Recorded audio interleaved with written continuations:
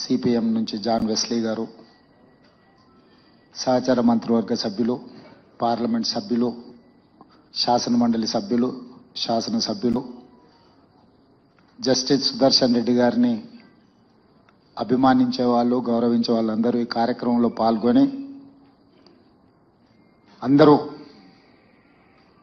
ఒకతాటి మీదకి వచ్చి తెలుగు వాళ్ళందరూ కూడా జస్టిస్ సుదర్శన్ రెడ్డి గారికి అండగా నిలబడాలి అని చెప్పి ఈ కార్యక్రమంలో మనం నిర్ణయం తీసుకోవడం జరుగుతుంది.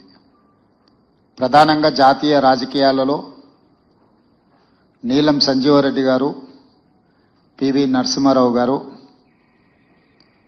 ఎన్టీ రామారావు గారు, జైపాల్ రెడ్డి గారు, వెంకయ్య నాయుడు గారు వివిధ సందర్భాలలో వివిధ హోదాలలో జాతీయ రాజకీయాలలో క్రియాశీలక పాత్ర పోషించారు. ఈరోజు జాతీయ స్థాయిలో తెలుగు వాళ్ళ మనుగడ ఉనికి ప్రమాదకరంగా మారిన సందర్భంలో ఇండియా కూటమి రాజ్యాంగ నిపుణుడు, న్యాయ కోవిదుడు జస్టిస్ సుదర్శన్ రెడ్డి గారిని పార్టీలకు రాజకీయాలకు అతీతంగా ఉపరాష్ట్రపతి అభ్యర్థిగా ప్రకటించడం జరిగింది. ఇండియా కూటమి యొక్క ఆలోచనను జస్టిస్ సుదర్శన్ రెడ్డి గారు గౌరవించి ఈరోజు ఎన్నికల బరిలో దిగడం జరిగింది. వారు ఎన్నికల బరిలో రావడంతో ఎన్డీఏ కూటమికి జాతీయ స్థాయిలో ఒక బలమైన ఛాలెంజ్ను విసరగలిగినాం. ఈరోజు ఎన్నికలు జరుగుతున్నది. రాజ్యాంగాన్ని మార్చాలని, రిజర్వేషన్లను రద్దు చేయాలని ఎన్డీఏ కూటమి ప్రయత్నం చేస్తుంటే, రాజ్యాంగాన్ని పరిరక్షించాలి, పేదలకు రిజర్వేషన్లను పెంచాలి, ప్రజాస్వామ్యాన్ని కాపాడాలి అనే కూటమి ఇంకొక వైపున ఈ ఎన్నికల బరిలో నిలబడ్డారు. మొన్న ఉపరాష్ట్రపతి గారి రాజీనామా అందరికీ ఆశ్చర్యకరం. వారి రాజీనామాకు గల ఒత్తిడి, కేంద్ర ప్రభుత్వం యొక్క వైఖరి దేశ ప్రజలందరూ గమనిస్తున్నారు. ఇలాంటి సందర్భంలో ఉపరాష్ట్రపతి ఎన్నికలకు అత్యంత ప్రాధాన్యత ఏర్పడ్డది. ఈరోజు జరుగుతున్న ఎన్నికల్లో ఒకే ఒక ఎజెండా, రాజ్యాంగాన్ని మార్చి రిజర్వేషన్లను రద్దు చేయాలనే ఎజెండాతో ఎన్డీఏ అభ్యర్థిని ముందులు పెడితే, రాజ్యాంగాన్ని పరిరక్షించడమే కాదు రిజర్వేషన్లను పెంచాలి, ప్రజాస్వామ్యాన్ని కాపాడాలి అని చెప్పి ఇండియా కూటమి ఈరోజు జస్టిస్ సుదర్శన్ రెడ్డి గారిని ఈ ఎన్నికల బరిలో దించిండ్రు. కొంతమంది మిత్రులు కొన్ని అంశాలు ప్రస్తావిస్తున్నారు. జస్టిస్ సుదర్శన్ రెడ్డి గారు నక్సలైట్లను, జాతీయ స్థాయి నాయకత్వం మాట్లాడుతుంది, ఇక్కడ ఉన్న వాళ్ళు చిన్న చిన్న కారణాలు ఎత్తుకుతున్నారు. నేను ఒకే సూచన చేస్తున్నా, ఎన్నికలు, రాజకీయాలు, వివాదాలు మనం ఎప్పుడైనా మాట్లాడుకోవచ్చు. మన తెలుగువాడు, మనవాడు, రాజ్యాంగ నిపుణుడికి ఒక అవకాశం వచ్చింది. జాతీయ స్థాయిలో మనం ప్రతిష్ట కోల్పోతున్న సందర్భంగా తెలుగు వాళ్ళ యొక్క గౌరవాన్ని, ప్రతిష్టను పెంచే సందర్భంలో జస్టిస్ సుదర్శన్ రెడ్డి గారు అభ్యర్థిగా రావడము, మనందరం ఏకతాటి మీదకి వచ్చి రాజకీయాలను, మన మధ్యలో ఉన్న భిన్న అభిప్రాయాలను పక్కన పెట్టి జస్టిస్ సుదర్శన్ రెడ్డి గారికి అండగా నిలబడాలి అని చెప్పి నేను ఈ వేదిక మీద నుంచి విజ్ఞప్తి చేస్తున్నా. ప్రధానంగా చంద్రబాబు నాయుడు గారు, పవన్ కళ్యాణ్ గారు, వైఎస్ జగన్మోహన్ రెడ్డి గారు, చంద్రశేఖరరావు గారు, అసదుద్దీన్ ఓవైసీ గారు, వీళ్ళందరికీ పార్టీ నాయకులకు విజ్ఞప్తి చేయడమే కాకుండా 42 మంది లోక్సభ సభ్యులు, 18 మంది రాజ్యసభ సభ్యులకు కూడా వ్యక్తిగతంగా నేను విజ్ఞప్తి చేస్తున్నా, మీరందరూ ఆత్మ ప్రబోధానుసారము ఓటేయండి. ఈ దేశంలో హిందీ భాషను అత్యధిక జనాభా మాట్లాడితే ద్వితీయ స్థానంలో తెలుగు భాష ఉన్నది. జాతీయ స్థాయిలో తెలుగు భాష 2వ స్థానంలో ఉన్నప్పుడు జాతీయ రాజకీయాలలో తెలుగు వాళ్ళ యొక్క ప్రాధాన్యత కూడా పెరగాలి. దానికి జస్టిస్ సుదర్శన్ రెడ్డి గారు ఉపరాష్ట్రపతిగా ఎన్నికైతే మన ప్రతిష్ట, మన గౌరవము ఢిల్లీ స్థాయిలో పెరుగుతుంది. కాబట్టి రాజకీయాలకు అతీతంగా ఇప్పుడు దేశంలో జరుగుతున్న పరిణామాలు, ఒకవైపు 18 సంవత్సరాల యువకులకే ఓటు హక్కు ఇచ్చిన రాజీవ్ గాంధీ ఆలోచన విధానం ఒకవైపు ఉంటే, అసలు మాకు వ్యతిరేకంగా ఓట్లు వేస్తారంటే ఆ ఓట్ల చోరీకి పాల్పడతామని ఓట్ చోరీ కార్యక్రమంతో ఎన్నికల్లో నెగ్గాలని ఇంకొక వైపు నుంచి ప్రయత్నం చేస్తున్నారు. ఇట్లాంటి కీలకమైన సందర్భంలో ఉపరాష్ట్రపతిగా పెద్దల సభను నడిపించే బాధ్యత అక్కడ కుర్చీలో కూర్చున్న వాళ్ళ మీద ఉంటుంది. ఈరోజు ఓటును కాపాడాలన్నా, ప్రజాస్వామ్యం పరిరక్షించబడాలి అని అంటే ఆ కుర్చీలో గౌరవప్రదమైన వ్యక్తులు డాక్టర్ బాబాసాహెబ్ అంబేద్కర్ గారి పట్ల సంపూర్ణమైన విశ్వాసం ఉన్న వాళ్ళ ఆ కుర్చీలో ఉంటే ఈరోజు పేద ప్రజలకి దేశంలో న్యాయం జరుగుతుంది. అందుకు 100% జస్టిస్ సుదర్శన్ రెడ్డి గారు సరైన వ్యక్తి. వారికి ఉన్న విశేషమైన అనుభవం, సుదీర్ఘంగా నాకు తెలిసి 53 సంవత్సరాలు వారు ఈ రాజ్యాంగం పట్ల, న్యాయం పట్ల న్యాయవాదిగా, జస్టిస్గా, లోకాయుక్త చైర్మన్గా వివిధ హోదాలలో వారు ఎక్కడున్నా కూడా రాజ్యాంగం యొక్క స్ఫూర్తిని తప్పకుండా వారు పనిచేసిండ్రు. ఈరోజు వారిని గెలిపించాల్సిందిగా మీ అందరికీ వేదిక మీద నుంచి, ముఖ్యంగా తెలుగు రాష్ట్రాలలో ఉన్న రాజకీయ పార్టీల అధ్యక్షులకు, పార్టీలకు, పార్లమెంట్ సభ్యులకు నేను ప్రత్యేకంగా విజ్ఞప్తి చేస్తున్నా. आज पत्रकार मित्रों, तेलंगाना हैदराबाद शहर में जस्टिस सुदर्शन रेड्डी को बधाई देने के लिए बहुत सारे लोग यहां पर हाजिर हुए. सीपीआई, सीपीएम, मेरे साथी मंत्री लोग, एमपी, एमएलसी, एमएलए और तेलुगु परिवार सब इधर हाजिर हुए.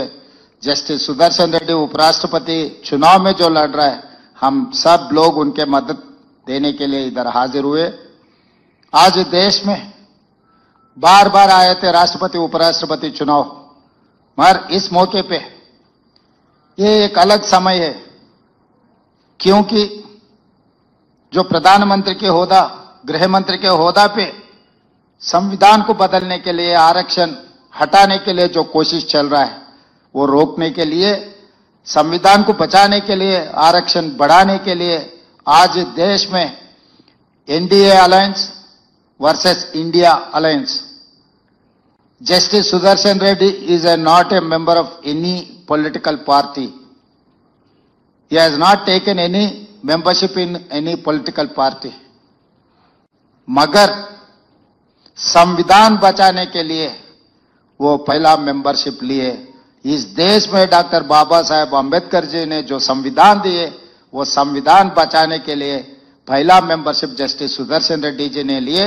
आज इसीलिए हम सब लोग मिलकर जस्टिस सुदर्शन रेड्डी जीत में शामिल होना है. इस देश में नीलम संजीव रेड्डी जी, पीवी नरसिम्हा जी, एनटी रामाराव जी, जयपाल रेड्डी जी, वेंकैया नायडू जी, तेलुगु बोलने वाले इस देश के राजनीति में बहुत योगदान किए. आज जस्टिस सुदर्शन रेड्डी जी का भी इस चुनाव जीत में इस देश का जो राजनीति का नक्शा बदलने वाले हैं. इस देश में वोट चोरी से चुनाव जीतने वाले कुछ लोग हैं, तो 18 साल को वोट देकर नौजवान इस देश का एमएलए, एमपी को इस देश प्रधानमंत्री, मुख्यमंत्री को चुनाव करने के लिए मौका दिया हुआ है राजीव गांधी जी ने.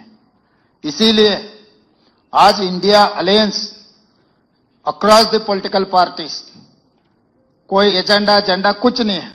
जस्टिस सुदर्शन रेड्डी जी के लिए कोई पार्टी नहीं है. उनका पार्टी है संविधान बचाने का पार्टी. ना कांग्रेस, ना कम्युनिस्ट, ना किसी पार्टी से उनको कोई लेना देना नहीं है. उनका जिम्मेदारी इतना ही है, 50 साल से वही काम करते आए, आज भी उनका जिम्मेदारी वही उठाने के लिए वो तैयार हो गए, संविधान को बचाने के लिए. ये संविधान बचाए तो इस देश को बचा सकते हैं, नहीं तो इस देश में इस देश को खतरा आने वाले है. ये क्योंकि गृह मंत्री अमित शाह जी ने सुप्रीम कोर्ट जस्टिस को पकड़कर, आप एक naxalite, Naxalism is one philosophy, It is not any individual. If you don't like any philosophy, you can argue, you can win, but you cannot finish, you cannot, आप गोली नहीं मार सकते. ऐसा कुछ चीज देश में नहीं हो सकता है. सबको बचाने के लिए, संविधान को बचाने के लिए, खासकर उपराष्ट्रपति कुर्सी में legal and constitutional expert justice Sudarshan Reddy अगर वो कुर्सी में बैठे तो देश के लिए बहुत बहुत अच्छा दिन आने वाले. इसीलिए जस्टिस सुदर्शन रेड्डी को इस चुनाव में चंद्रबाबू नायडू जी, पवन कल्याण जी, वाईएस जगनमोहन रेड्डी जी, चंद्रशेखर राव जी, असदुद्दीन ओवैसी जी को నా ఓటర్ మహాశయులు ఈ పక్క కూర్చున్నారు. వాళ్ళను మర్చిపోయిననుకుంటే చాలా ప్రమాదం. వాళ్ళందరికీ పేరు పేరున గౌరవ శాసన సభ్యులు, శాసన మండలి సభ్యులు, వివిధ కార్పొరేషన్ల చైర్మన్లు, అందరికంటే ఎక్కువగా పాత్రికేయ మిత్రులు, సోదర సోదరీమణులకు అందరికీ నమస్కారం. ఇది ఒక అపూర్వమైన, అనిర్వచనీయమైన ఆనందం. ఒకవైపు ఈ బాధ్యతను నేను మోయగలుగుతానా, సఫలీకృతున్నైతే మీ అందరి ఆశలు, ఆశయాలు నెరవేర్చగలుగుతానా అనేటువంటి ఒక సందిగ్ధావస్థ.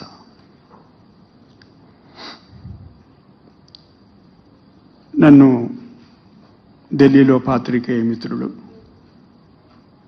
ప్రతిరోజు ఏదో సందర్భంగా మాట్లాడుతూనే ఉంటాను వాళ్ళతోటి. కానీ నాకు ఒక చిక్కు వచ్చింది. అది ఏమిటంటే, నా ప్రత్యర్థి వారు కనబడరు, మాట్లాడరు, తెలియదు, ఎక్కడున్నారో ఏం చేస్తున్నారో తెలియదు. అంటే అభ్యర్థులు ఇద్దరు మాట్లాడుతుంటే ఒక సంవాదం, ఒక సంభాషణ ఓటర్ మహాశయులకే కాకుండా ప్రజలకు కూడా పరిచయం చేసుకునేటువంటి అవకాశం ఉంటుంది. కానీ నాకెందుకో అవకాశం దక్కలేదు. అయితే నన్ను ఎవరు అడిగినరు, మా అధ్యక్షుడు, ఎంతసేపు నేను మాట్లాడవచ్చు, ఎంతసేపు మాట్లాడవచ్చు? అట్లా చెప్పకండి సార్.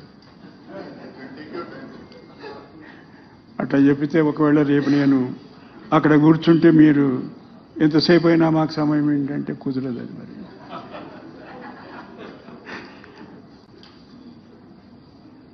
చాలామంది పాత్రికేయ మిత్రులు అడిగినారు, ఎందుకు మీరు ఈ రాజకీయ ముళ్ళ కిరీటాన్ని నెత్తిలో పెట్టుకున్నారు? మీరు ఒక న్యాయమూర్తి, 53 సంవత్సరాల నుంచి న్యాయశాస్త్రంతో పెనవేసుకున్నటువంటి పేగుబంధం ఎందుకు అంటే, నేను ఒకటే మాట చెప్పిన,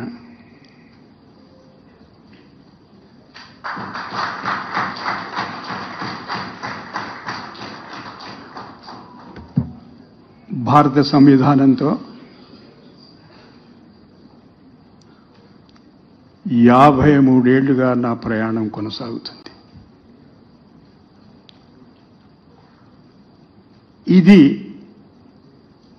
అదే ప్రయాణంలో ఒక అంతర్భాగం మాత్రమే. ఎందుకంటే ఉపరాష్ట్రపతి పదవి రాజకీయపరమైనటువంటి పదవి కాదు. ఇప్పటి వరకు 1, 2, 3, 4, 5 సార్లు రాజ్యాంగం మీద ప్రమాణం చేయడం జరిగింది. రాజ్యాంగానికి నిబద్ధుడినై ఉంటాను, విధేయుడై ఉంటాను. రాష్ట్రపతి, ఉపరాష్ట్రపతి దగ్గరికి వచ్చే వరకు సంవిధానం ఏం చెప్తుందంటే, విధేయుడై ఉంటానే కాదు, సంరక్షిస్తాను. I'll defend and protect the Constitution of India as bylaw established. అందుకొరకు partly in English, partly Telugu, because some friends from media may be there from English medium also. ఇది నా ప్రయాణంలో ఎటువంటి బ్రేక్ కాదు, ప్రయాణం కొనసాగింపే.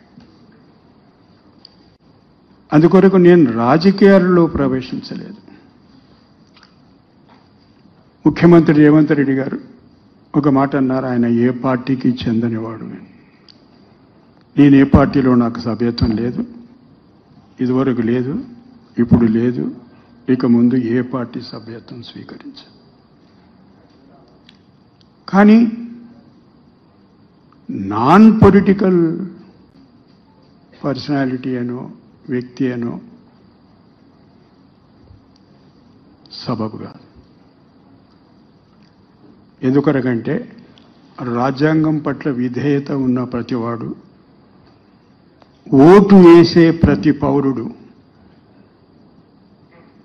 ప్రత్యక్షంగానో పరోక్షంగానో రాజకీయపరమైనటువంటి అభిప్రాయం కలిగి ఉంటాడు. నేను కూడా ఈ దేశ పౌరునిగా ప్రతి ఎన్నికల్లో క్రమం తప్పకుండా ఎన్నికల్లో పాల్గొంటాను. పౌర సమాజం ప్రతినిధిగా వివిధ సమస్యల పట్ల, సమాజం ఎదుర్కొంటున్నటువంటి సమస్యల పట్ల మాట్లాడుతుంటాను. మీకు అందరికీ పరిచయమే.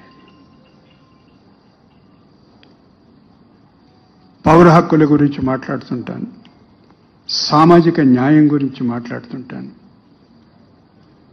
రాజ్యాంగంలో పొందుపరిచినటువంటి ఆదేశిక సూత్రాల గురించి మాట్లాడతాను. నన్ను మొన్న ఎవరు అడిగారు ఢిల్లీలో, ఏమండి ఫలానా ఆయన మిమ్మల్ని ఫలానా అంటున్నాడు కదా. ఆదేశిక సూత్రాలు చదవండి ఒకసారి. ఆదేశిక సూత్రాలు అమలు చేసే ప్రభుత్వాలు, వాళ్ళు తెచ్చేటువంటి విధి విధానాలు, ఒకవేళ అవి అదే సిద్ధాంతం అయితే నేను ఆ సిద్ధాంతానికి చెందినవాడిని. ప్రాథమిక హక్కులతో పాటు ప్రభుత్వాల మీద బాధ్యత ఉంది, ఆదేశిక సూత్రాలు అమలు చేయాల్సింది. ఏమిటది? వనరుల సంపద ఎవరి చేతిలో కేంద్రీకృతం కాకుండా ప్రణాళికలు రచించండి. ఇది రాజ్యాంగంలో ఉండేటువంటి ఆదేశిక సూత్రాలు చెప్తున్నటువంటి మాట. స్త్రీ పురుష సమానత్వం పాటించండి, ఆదేశిక సూత్రాలు. వీటిని అమలు చేయమని అడిగితే, వీటి గురించి మాట్లాడితే మీరు ఫలానా ఏదో ఇదో అంటే, ఇంతకుముందు నన్ను ఎవరో మిత్రులు అడిగారు, మీకేమన్నా బాధ కలిగిందా అని. నాకు అసలు బాధ కలగలేదు. ఏదో ఒక తీర్పు గురించి చర్చ ప్రారంభమైంది. నేను ఆ చర్చను ఆహ్వానించిన. వాళ్ళు ఏమనుకున్నారంటే, ఈ మాట అంటే భయపడి వెనుకకు తగ్గి నాకెందుకు వచ్చిన ఈ గందరగోళం, నాకెందుకు వచ్చింది అనుకుంటాడేమో అనుకున్నారు. But I'm prepared to face the challenge and enter into a dialogue with them. చర్చించండి, సంభాషించండి. కానీ ఒకే ఒక చిన్న కోరిక కోరిన, మహాశయ తీర్పు చదవండి. నేను ఎక్కడన్నా ఎవరినన్నా సమర్థించినట్టు దాంట్లో ఉంటే నేను శిరస్సు వంచి మీ మాటను గౌరవిస్తాను. మీకు అందరికీ సెక్రటరీలు ఉంటారు కదా, ముందు వరుసలో కూర్చున్నవాళ్ళు. ఆయన వచ్చి మీ చెవులు ఏదో చెప్తాడు, అప్పుడు మీరు ఏదో చెప్పేస్తారు. సమస్యలలో ఇరుక్కుంటారు. ఒక సుప్రీంకోర్టు తీర్పు గురించి మాట్లాడేటప్పుడు సుప్రీంకోర్టు తీర్పు చదివి మాట్లాడాలి. తర్వాత అది నా తీర్పు ఏమిటి? నేను అంతకన్నా గొప్ప తీర్పు ఇప్పుడు ఒకటి రేపు రాస్తాననుకో, ఏమవుతుంది? దాని విలువేంటి? సుప్రీంకోర్టు తీర్పు incidentally I have authored it, నేను దాని రచయితను మాత్రమే. నాకంటే ముందు నా తర్వాత 11 మంది న్యాయమూర్తులు కలిసి ఆ కేసు విన్నారు. దాంట్లో ఒక అక్షరం, ఒక కామ, ఒక ఫుల్ స్టాప్, ఒక సెమికోలన్ ఎవరు మార్చలేదు. ఈ విషయాలు తెలుసుకొని ఉంటే అటువంటి భాష, పరిభాష, ఆ పదప్రయోగం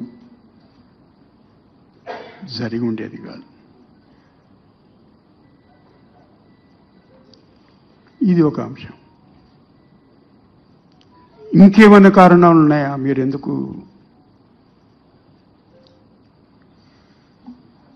వాళ్ళు చేసిన ఈ అభ్యర్థనను మీరు ఎందుకు ఒప్పుకున్నారు? రాజ్యాంగం, ప్రజాస్వామ్య వ్యవస్థలు, రాజ్యాంగ వ్యవస్థలు మసకపారుతున్నటువంటి సందర్భం. నా వంతు కర్తవ్యమే కాదు, ప్రతి పౌరుడి కర్తవ్యం గొంతెత్తి మాట్లాడాల్సిన అవసరం. నేను దీన్ని 53 సంవత్సరాలుగా ఎట్లా మోసుకొని తిరుగుతున్నానో మీరందరూ కూడా అదే మాట మాట్లాడాల్సినటువంటి సందర్భం.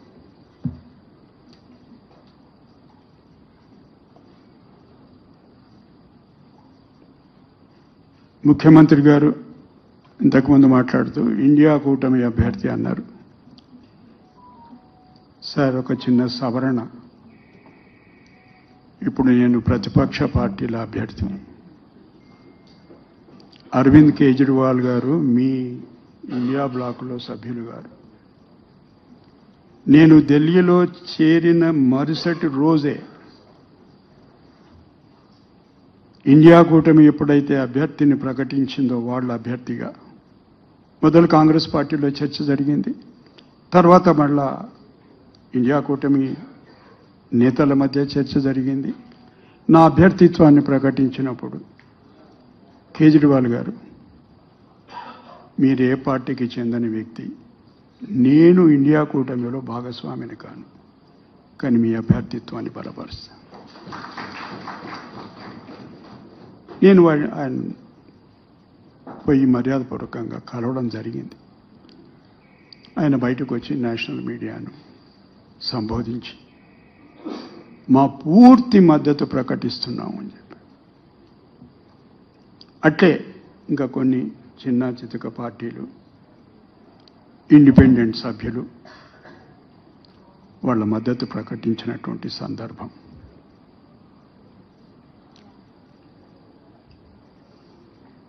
ముఖ్యమంత్రి గారు మాట్లాడుతూ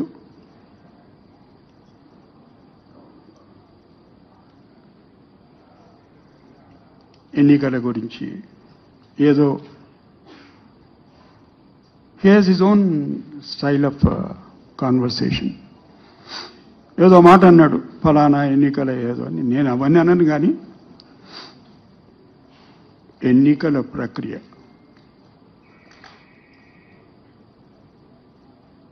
ఈ దేశంలో ప్రమాదంలో పడబోతుంది అనేటువంటి సంకేతాలు కనబడుతున్నాయి.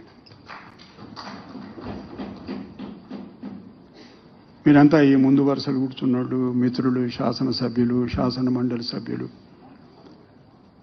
సభాధ్యక్షుడిని సంబోధిస్తూ సార్ అంటారు. ఇప్పుడు ఒక కొత్త సార్ వచ్చింది మనకు. నేను ఎవరితో పత్రిక వాడితో మాట్లాడుతాను, एक नई मुसीबत आ गई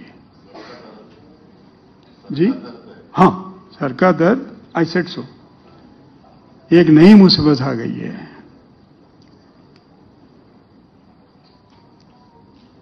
ఎన్నికల సంఘం అత్యున్నతమైనటువంటి రాజ్యాంగ వ్యవస్థ. కృష్ణ అయ్యర్ గారు, జస్టిస్ కృష్ణ అయ్యర్ గారు ప్రపంచ ఖ్యాతి గడించినటువంటి న్యాయకోవిదుడు. ఎన్నికల సంఘానికి ఉండేటువంటి అధికారాలు ఏమిటి, ఈ ఫలానా అధికారం వాళ్లకు లేదు కదా, ఎట్లా చేస్తున్నారు వాళ్ళన్న ప్రశ్న వచ్చినప్పుడు ఒక మాట వాడిండు ఆయన, రిజర్వాయర్ ఆఫ్ పవర్ అని. కానీ రిజర్వాయర్ ఆఫ్ పవర్ అని వాడిన సందర్భం ఏమిటి? In order to conduct free and fair elections. మీరు ఆ పని చేయదలుచుకున్నప్పుడు చట్టంలో లేనిది, రాజ్యాంగంలో లేనిది మీరు ఆ పని చేయడానికి సరిపోకపోతే మీరు మార్పులు చేర్పులు చేసుకోవచ్చు. అది రిజర్వాయర్ ఆఫ్ పవర్. అంటే మా ఇష్టం వచ్చినట్టు మేము చేసుకుంటాం, మీ ఇష్టం వచ్చినట్టు మీరు చేసుకోండి అనేది కాదు రిజర్వాయర్ ఆఫ్ పవర్.